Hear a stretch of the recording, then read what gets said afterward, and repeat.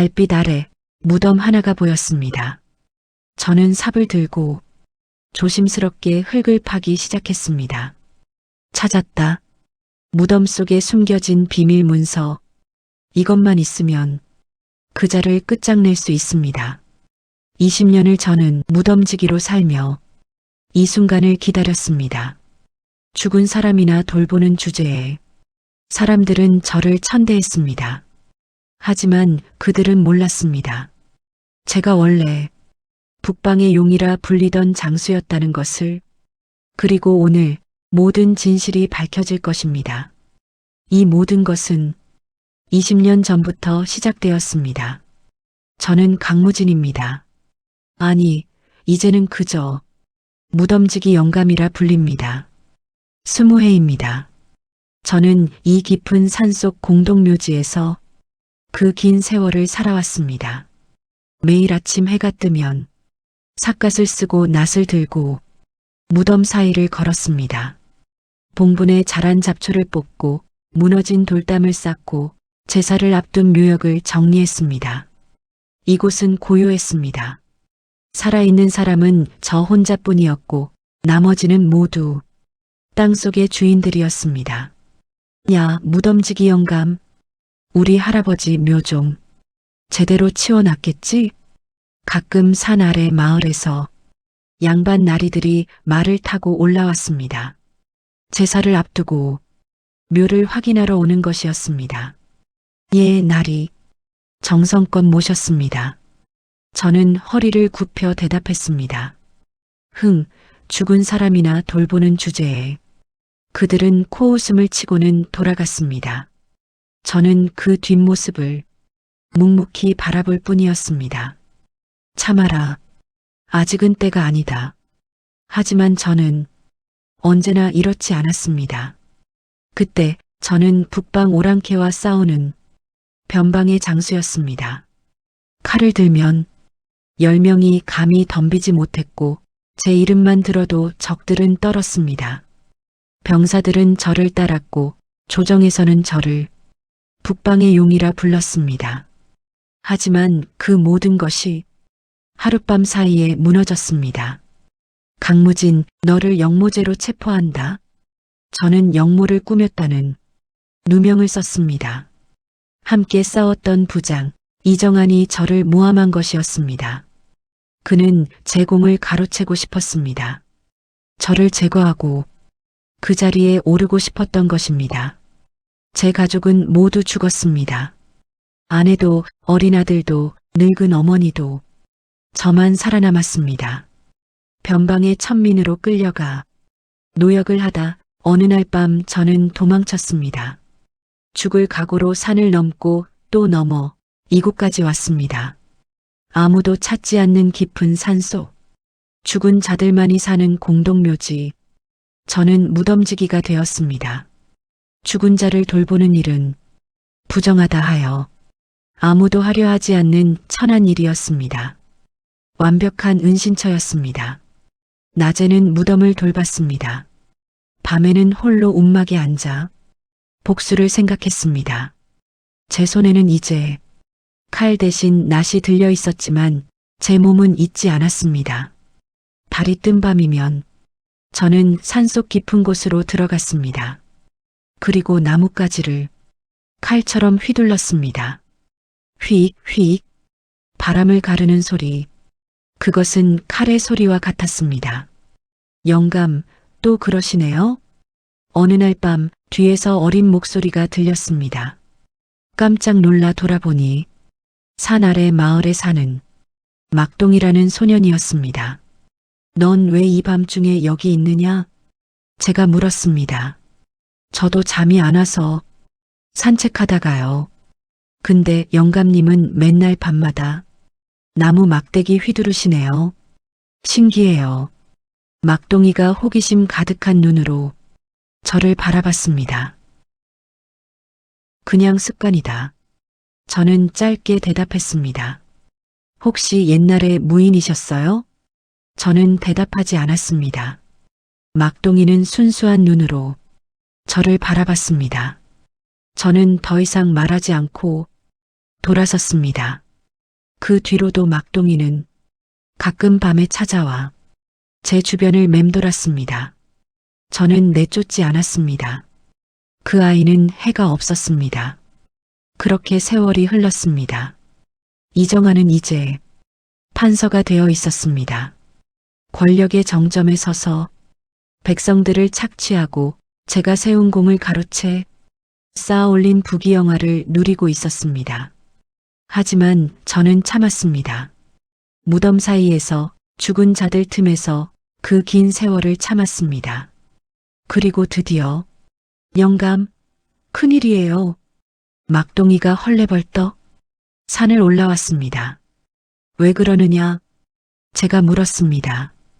이판서 댁에서 조상묘를 옮긴대요. 바로 여기로요. 막둥이가 숨을 헐떡이며 말했습니다. 제 심장이 뛰기 시작했습니다. 어느 묘역이냐? 저기 소나무 아래 평평한 곳이요. 내일 당장 자리 잡는데요. 영감님이 관리하셔야 한대요. 저는 천천히 그곳을 바라보았습니다. 기다렸습니다. 그 긴 시간을 이를 악물고 견뎌왔습니다. 그리고 드디어 그자의 조상묘가 제 손 안에 들어오는 것입니다. 밤이 깊었습니다. 저는 움막 안 깊숙한 곳에 숨겨둔 낡은 천 보따리를 꺼냈습니다. 조심스럽게 풀자 그 안에 부러진 칼자루가 있었습니다.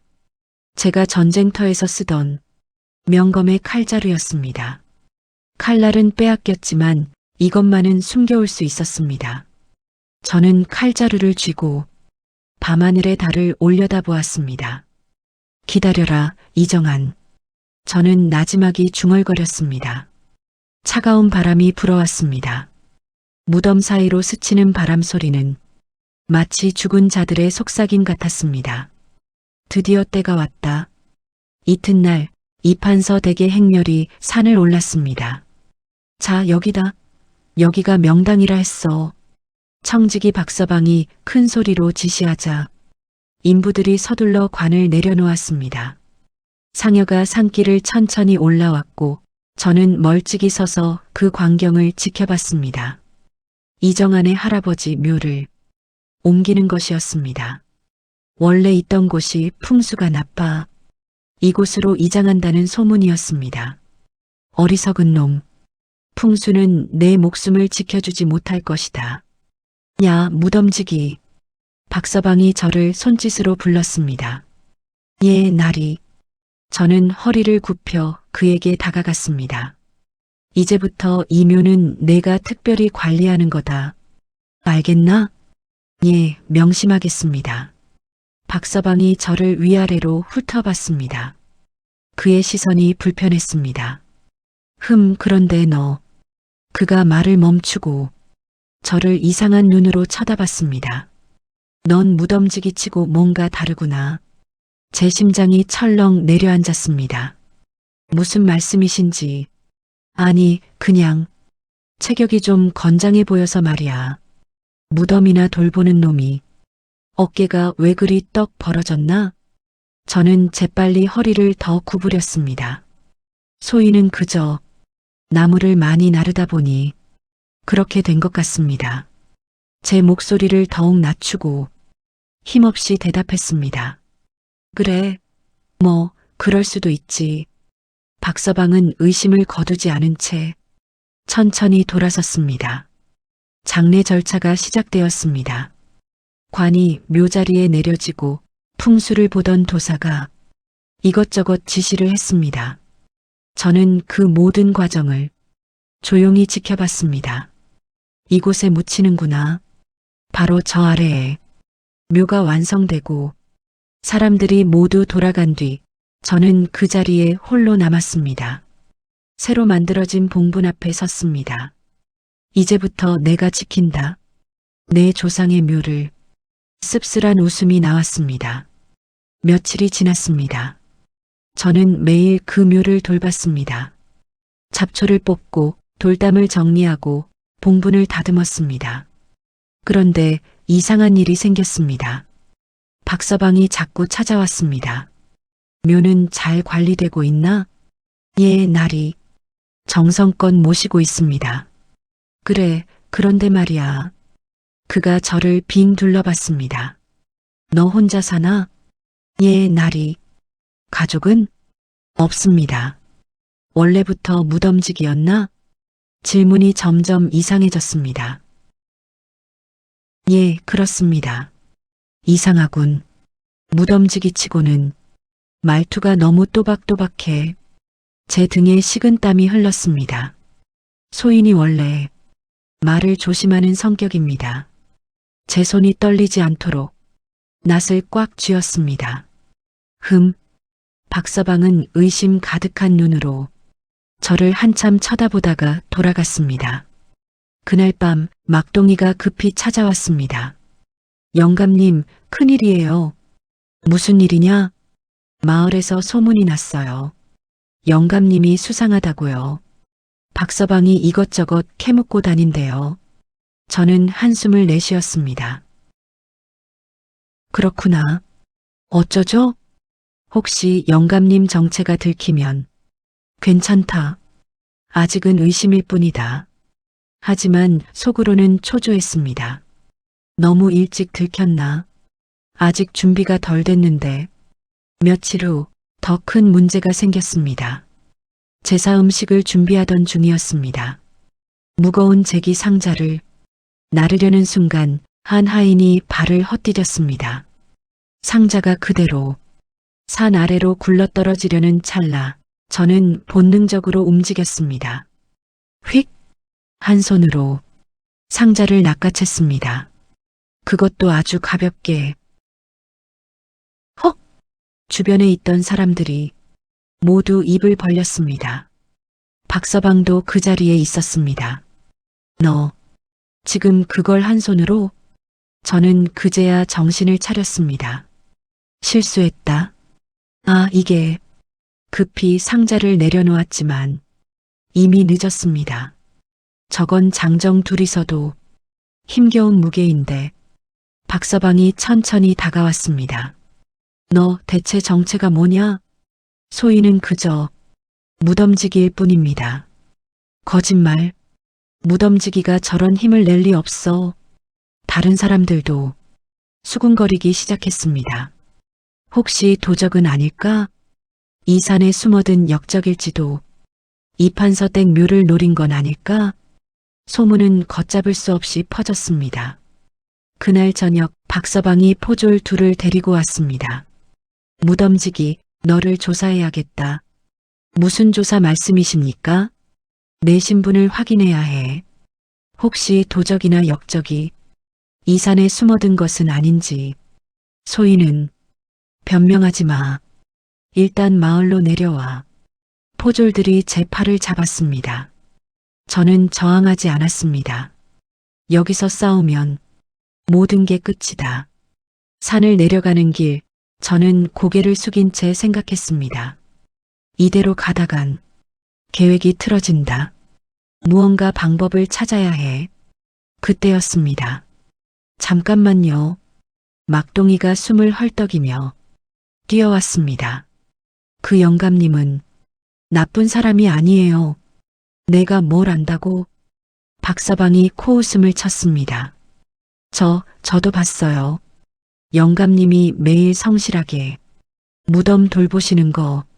나쁜 사람이면 그렇게 못해요. 겉모습만 보고 판단하지 마라. 나쁜 놈일수록 더 그럴싸하게 꾸미는 법이야. 하지만 됐어, 비켜. 막동이가 제 손을 꼭 잡았습니다. 그 아이의 눈에 눈물이 맺혀 있었습니다. 저는 조용히 고개를 끄덕였습니다. 걱정하지 마라. 아직 끝나지 않았다. 마을 어귀에 도착했을 때 박서방이 말했습니다. 내일 아침 이판서 나리께 보고하겠다. 그때까지 넌 창고에 갇혀 있어라. 저는 어두운 창고에 갇혔습니다.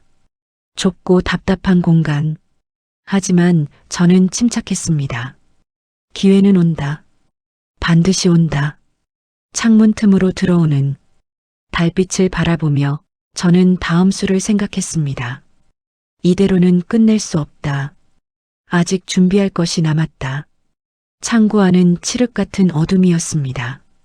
좁은 창문 틈으로 달빛만이 가느다랗게 들어왔습니다. 저는 벽에 등을 기대고 앉아 천천히 호흡을 가다듬었습니다. 실수했다. 하지만 아직 끝난 게 아니다. 밤이 깊어갈수록 밖에서 들려오는 소리가 잦아들었습니다. 마을 사람들이 모두 잠든 시간이었습니다. 저는 조용히 일어나 창고 문을 살폈습니다. 낡은 나무 빗장, 포졸들이 밖에서 잠을 자고 있는 소리가 희미하게 들렸습니다. 지금이다. 저는 천천히 손을 뻗어 빗장을 조심스럽게 밀어 올렸습니다. 삐걱. 작은 소리가 났지만 포졸들은 깨지 않았습니다. 문을 살짝 열고 밖을 확인했습니다. 두 포졸이 창고 앞에서 기대어 자고 있었습니다. 저는 그림자처럼 그들 사이를 빠져나왔습니다. 장수 시절 익힌 은밀한 걸음걸이, 그 기술은 여전히 제 몸에 남아 있었습니다. 마을을 벗어나 산으로 올라가는 길, 저는 뒤를 돌아보지 않고 어둠 속을 달렸습니다. 아직 포기할 수 없다. 이대로 끝낼 수 없다. 산속 움막에 도착했을 때 누군가 제 앞을 막아섰습니다. 영감님, 막동이었습니다. 너 왜 여기? 영감님이 도망치실 줄 알았어요. 그래서 기다렸어요. 막동이가 작은 보따리를 내밀었습니다. 이거 제가 준비했어요. 먹을 것이랑 물이요. 저는 그 보따리를 받아들며 막동이를 바라봤습니다. 달빛 아래 그 아이의 눈은 걱정으로 가득했습니다. 고맙다. 저는 짧게 말했습니다. 영감님, 정말 나쁜 사람 아니죠? 막동이가 조심스럽게 물었습니다. 저는 잠시 망설이다가 천천히 입을 열었습니다. 나는 복수를 하러 왔다. 복수요? 그렇다. 이판서라는 자가 내 가족을 죽였다. 나는 그것을 잊을 수 없었다. 막동이가 눈을 크게 떴습니다. 그럼 영감님은 나는 원래 무덤지기가 아니다. 하지만 이제 와서 그것이 무슨 소용이겠느냐? 저는 쓸쓸하게 웃었습니다. 막동이가 잠시 생각하더니 고개를 끄덕였습니다. 알겠어요. 그럼 제가 도와드릴게요. 내가? 네, 저 어리지만 마을 사람들 말 잘 들어요. 영감님 억울하다고 말할게요. 저는 막동이의 어깨에 손을 올렸습니다. 고맙지만 위험한 일이다. 괜찮아요. 영감님이 좋은 분이라는 거 저는 알아요. 그 순수한 눈빛에 저는 가슴이 뭉클해졌습니다. 이 아이만큼은 지켜야 한다. 다음 날 아침 마을에 이상한 소문이 퍼졌습니다. 무덤지기 영감이 도망쳤대. 역시 수상한 놈이었어. 빨리 잡아야 해. 포졸들이 산을 수색하기 시작했습니다. 하지만 저는 이미 더 깊은 산속으로 숨어들었습니다. 그곳은 제가 오랜 세월 훈련하던 장소였습니다. 아무도 모르는 곳. 저는 그곳에서 다음 계획을 세웠습니다. 이제 숨을 필요가 없다. 오히려 이것이 기회다. 며칠이 지났습니다. 포졸들의 수색은 점점 느슨해졌습니다. 그들은 제가 이미 멀리 도망쳤다고 생각했습니다. 그때 막동이가 다시 찾아왔습니다. 영감님, 큰일이에요. 무슨 일이냐? 마을 사람들이 영감님 편이 되었어요. 저는 놀라서 막동이를 쳐다봤습니다. 무슨 소리냐? 제가 말했어요. 영감님이 얼마나 성실하게 무덤 돌보셨는지, 그리고 제가 아플 때 영감님이 약초 캐다 주신 것도요. 막동이가 신나게 말했습니다. 그랬더니 마을 할머니들이 말씀하시는 거예요. 그 영감이 나쁜 사람일 리 없다고. 박서방이 의심이 너무 많다고요. 저는 믿기지 않았습니다. 정말이냐? 네. 그리고요. 막동이가 목소리를 낮췄습니다. 박서방이 이판서 댁에서 떨고 있대요. 무덤지기가 도망친 걸로 혼났다나 봐요. 저는 천천히 웃음을 지었습니다. 그렇구나. 이것이 기회구나. 막동아. 네, 영감님. 내가 부탁이 하나 있다. 저는 품에서 작은 종이 하나를 꺼냈습니다. 이것을 이판서 댁 사랑채 문 앞에 몰래 두고 와라. 이게 뭐예요? 편지다. 이판서가 보면 반드시 놀랄 것이다.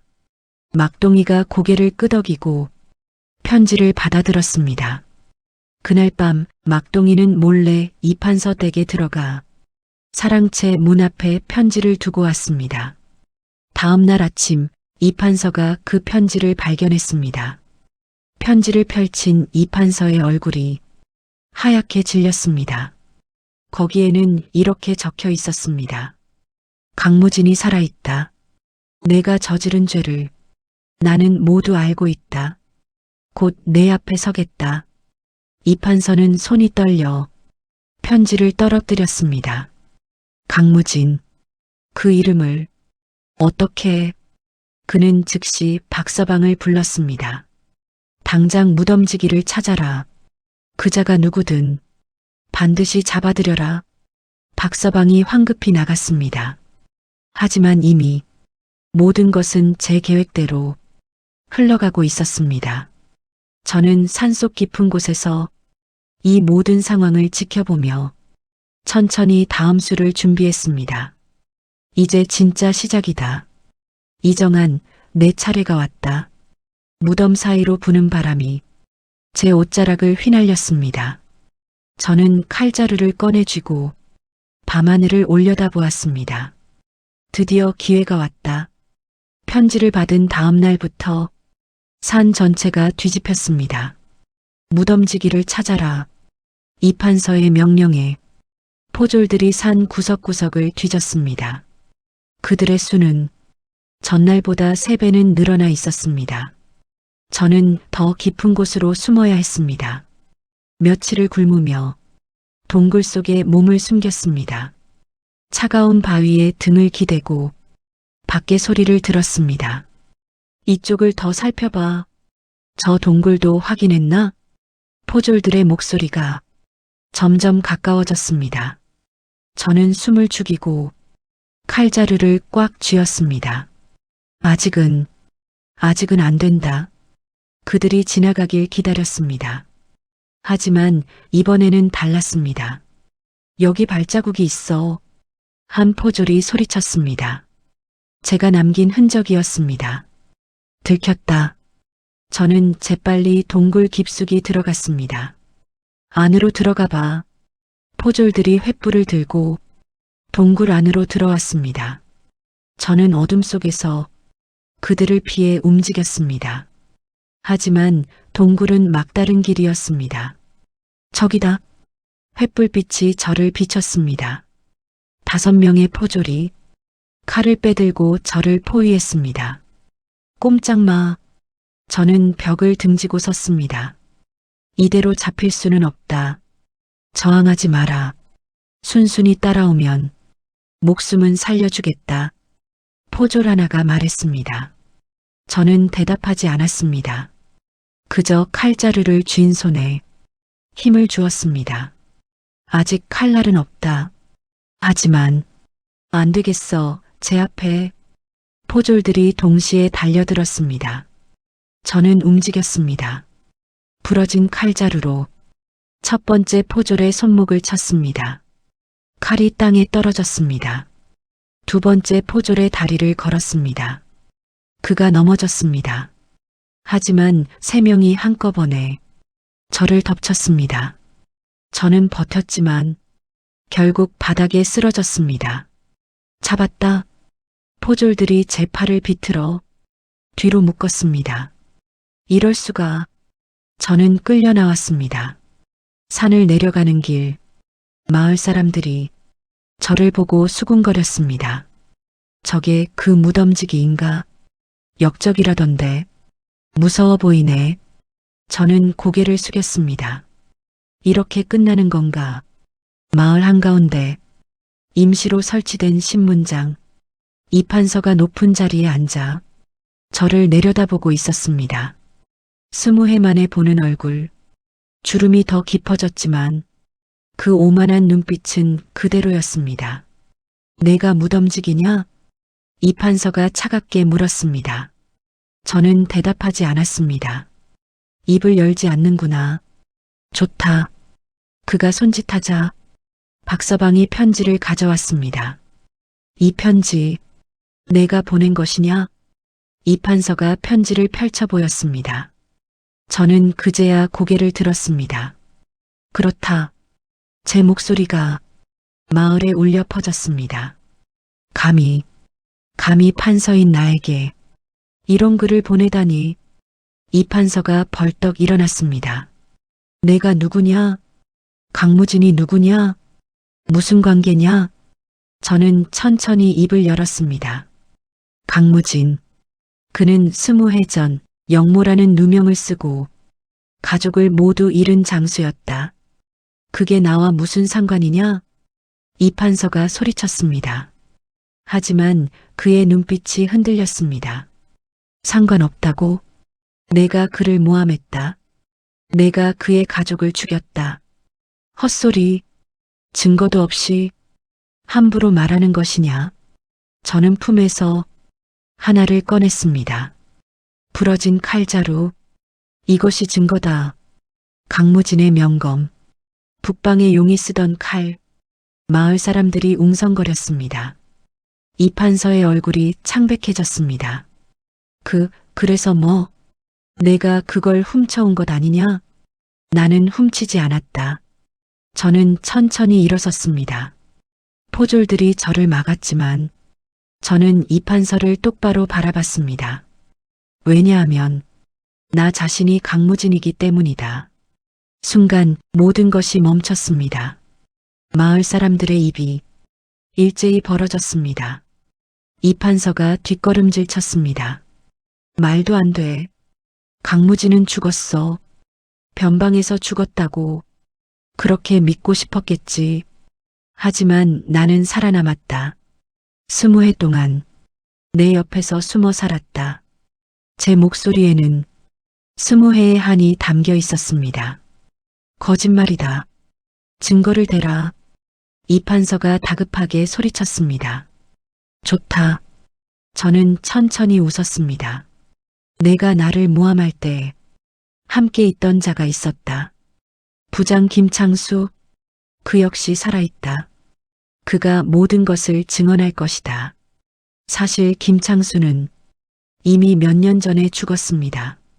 하지만 이판서는 그것을 모릅니다. 김창수? 이판서의 얼굴에서 핏기가 완전히 사라졌습니다. 바로 그때였습니다. 거짓말입니다. 박서방이 소리쳤습니다. 저자는 사기꾼입니다. 증거라는 것도 어디선가 훔쳐온 것이고요. 그가 포졸들을 향해 손짓했습니다. 당장 저자를 끌어내 매질하십시오. 진실을 토해내게 만드십시오. 포졸들이 저를 끌어냈습니다. 마을 한가운데 형틀이 세워졌습니다. 마지막으로 묻겠다. 내 정체를 밝혀라. 박서방이 채찍을 들었습니다. 저는 대답하지 않았습니다.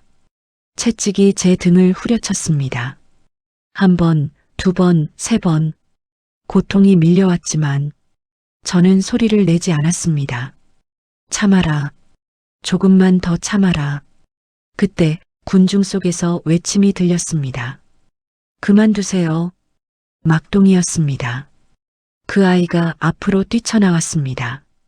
영감님은 나쁜 사람이 아니에요. 비켜라, 꼬마야.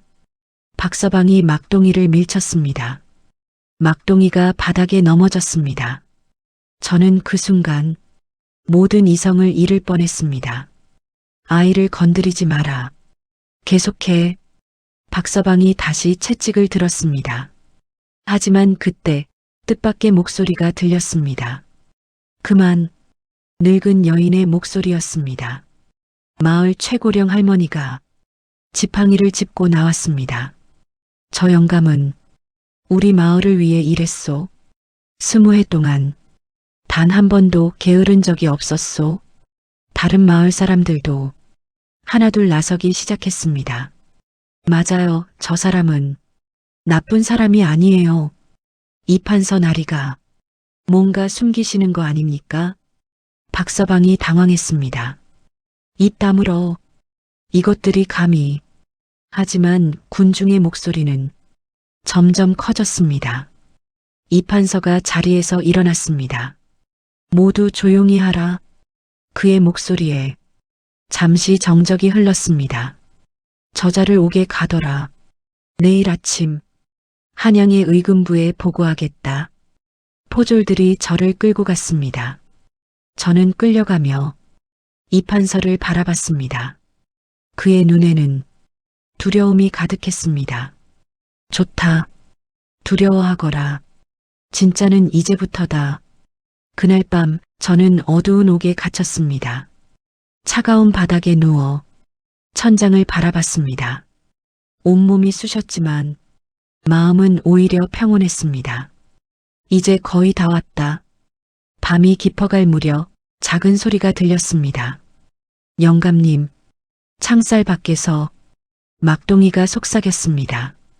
너 어떻게? 포졸들이 잠든 사이에 왔어요. 영감님, 괜찮으세요? 저는 천천히 일어나 창살 가까이 다가갔습니다. 걱정하지 마라. 다 계획대로다. 계획이요? 그렇다. 내일이면 모든 게 끝난다. 저는 막동이에게 마지막 부탁을 했습니다. 새벽에 마을 어귀로 가거라. 그곳에서 한양에서 온 행녀를 만날 것이다. 한양에서요? 그렇다. 그들에게 이 쪽지를 전해라. 저는 품속 깊은 곳에 숨겨뒀던 마지막 쪽지를 꺼냈습니다. 이게 뭐예요? 진실을 밝힐 마지막 열쇠다.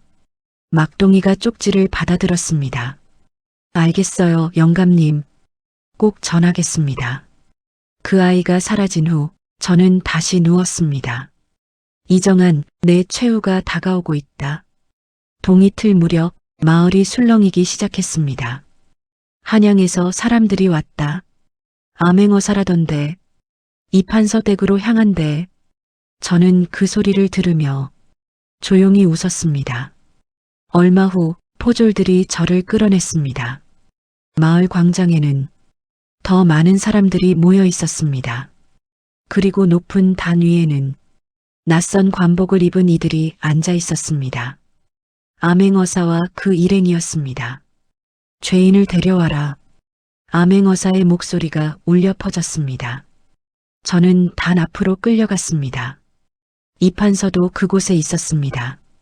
그의 얼굴은 밤새 한숨도 못 잔 듯 초췌해져 있었습니다. 죄인 강무진, 암행어사가 저를 불렀습니다. 저는 고개를 들어 그를 바라봤습니다. 그대가 이판서를 고발한 자인가? 그렇습니다. 제 목소리는 또렷했습니다. 무슨 근거로 조정의 고위 관리를 고발하는가? 제가 가진 것은 이 몸뿐입니다.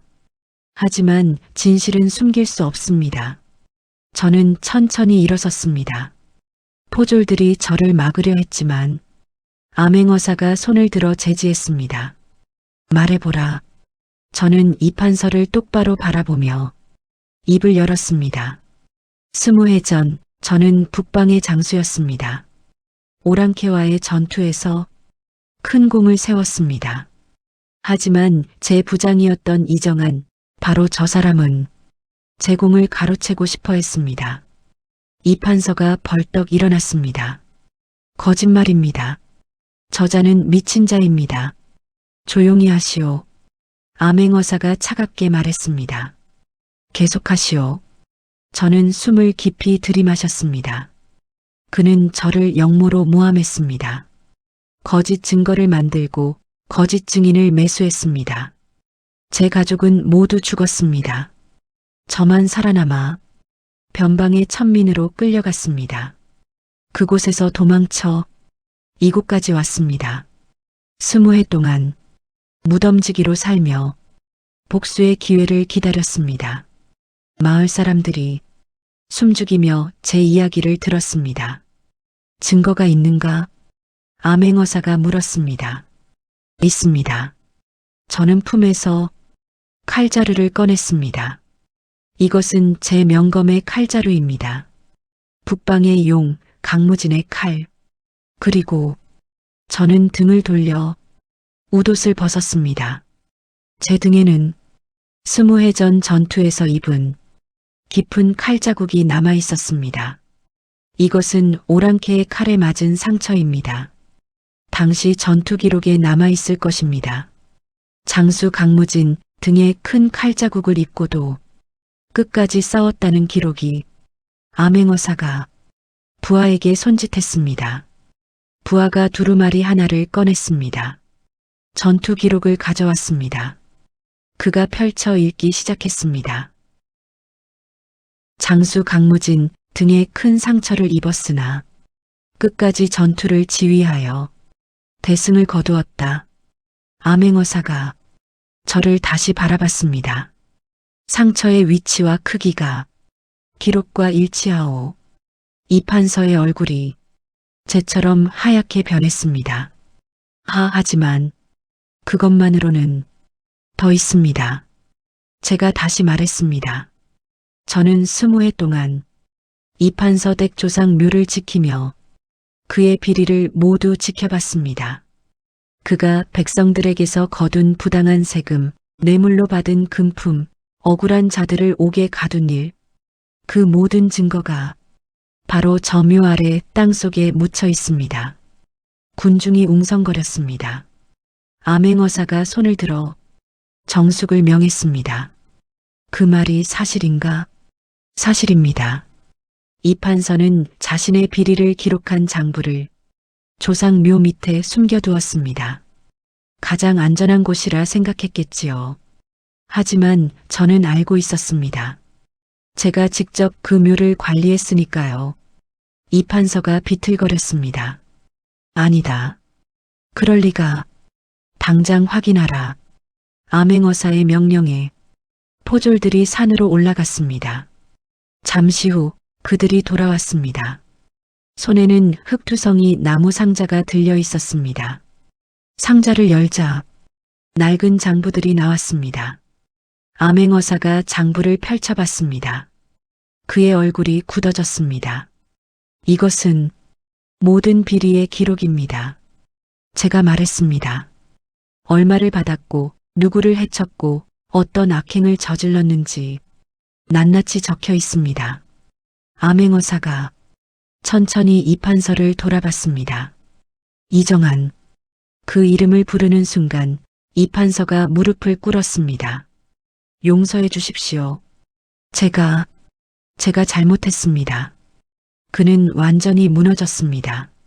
20해 동안 쌓아 올린 권력과 부귀영화가 한순간에 무너지는 순간이었습니다. 이정한, 너는 영모모함, 뇌물수수, 백성 착취의 죄로 의금부에 압송한다. 암행어사의 선고가 떨어졌습니다. 포졸들이 이판서를 끌고 갔습니다. 그는 끌려가면서도 저를 돌아봤습니다. 강무진, 용서해다오. 저는 대답하지 않았습니다. 그저 그의 뒷모습을 묵묵히 바라볼 뿐이었습니다. 이제야 끝났구나. 암행어사가 저에게 다가왔습니다. 강무진, 예, 그대의 억울함은 이제 풀렸소. 조정에서 그대의 명예를 회복시킬 것이오. 저는 고개를 숙였습니다. 감사합니다. 하지만 제 목소리는 공허했습니다. 마을 사람들이 환호했습니다. 강무진 장군 만세. 정의가 승리했다. 막동이가 달려와 제 손을 잡았습니다. 영감님, 아니 장군님, 해내셨어요.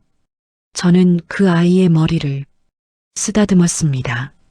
고맙다, 막동아. 내가 없었다면 여기까지 오지 못했을 것이다. 며칠 후 저는 다시 산으로 올라갔습니다. 무덤들 사이를 걷는 길, 20해 동안 제가 걸었던 그 길, 저는 아내와 아들, 어머니의 묘 앞에 섰습니다. 제가 직접 만든 작은 봉분들이었습니다. 여보, 아들아, 어머니, 저는 무릎을 꿇었습니다. 이제야 원수를 갚았소. 눈물이 흘러내렸습니다. 20해 만에 처음 흘리는 눈물이었습니다.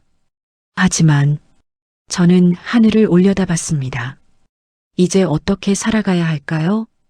대답은 돌아오지 않았습니다. 바람만이 무덤 사이를 스쳐갔습니다. 복수는 끝났습니다.